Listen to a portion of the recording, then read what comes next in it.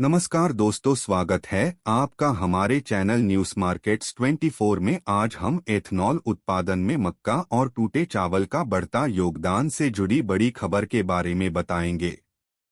2022 से 24 के सीजन में एक दिलचस्प आंकड़ा सामने आया है। 30 जून 2024 तक तेल विपणन कंपनियों (ओएमसी) को जितना एथनॉल आपूर्ति किया गया, उसमें आधे से अधिक एथनॉल मक्का और टूटे चावल जैसे क्षतिग्रस्त खाद्यान्न से बना था। गन्ने से निर्मित एथनॉल की भागीदारी 50% से कम रही, जो पहली बार हुआ है।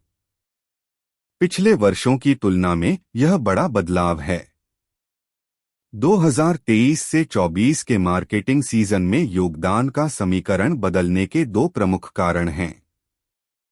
पहला कारण यह है कि सरकार ने एथनॉल निर्माण में केवल 17 लाख टन चीनी के समतुल्य गन्ना के उपयोग की अनुमति प्रदान की, जिससे एथनॉल का उत्पादन घट गया। दूसरा कारण यह है कि एथनॉल के उत्पादन में मक्का का इस्तेमाल तेजी से बढ़ गया और खाद्यान्न पर आधारित डिस्टिलरीज ने भरपूर मात्रा में इसका उपयोग किया।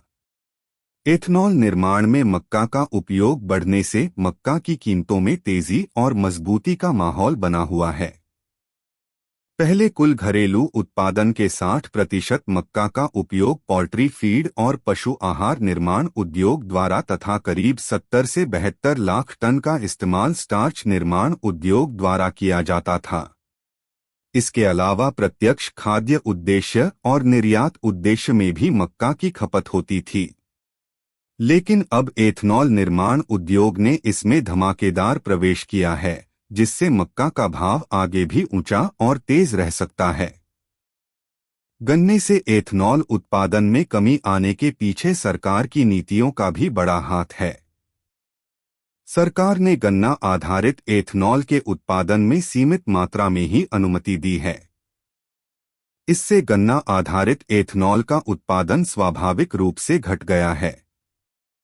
मक्का और टूटे चावल से एथनॉल का उत्पादन बढ़ने से इनकी मांग और कीमतें बढ़ने की संभावना है। एथनॉल उत्पादन में इन खाद्यान्नों का बढ़ता उपयोग कृषि क्षेत्र के लिए भी लाभकारी हो सकता है, क्योंकि इससे किसानों को अपने उत्पाद का अच्छा मूल्य मिल सकेगा।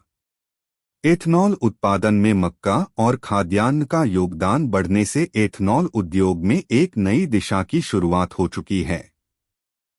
सरकार की नीतियों और बाजार की मांग के आधार पर इस क्षेत्र में और भी बदलाव देखने को मिल सकते हैं। 2022 से 24 के सीजन में एथनॉल उत्पादन में मक्का और टूटे चावल का योगदान बढ़ना एक महत्वपूर्ण बदलाव है। सरकार की नीतियों और बढ़ती मांग के कारण मक्का और खाद्यान्न का उपयोग एथनॉल उत्पादन में तेजी से बढ़ा है। इससे न केवल एथनॉल उद्योग को लाभ होगा, बल्कि किसानों को भी अपने उत्पाद का अच्छा मूल्य मिल सकेगा। एथनॉल उत्पादन में इस बदलाव के प्रभाव को देखते हुए भविष्य में और भी नीतिगत और बाजार आधारित बदलाव हो सकते हैं। खबर में सिर्फ इतना ही। इसी तरह के न्यूज़ जानने के लिए हमारे चैनल को सब्सक्राइब करना न भूले और न्यूज़ मार्केट्स 24 देखते रहे।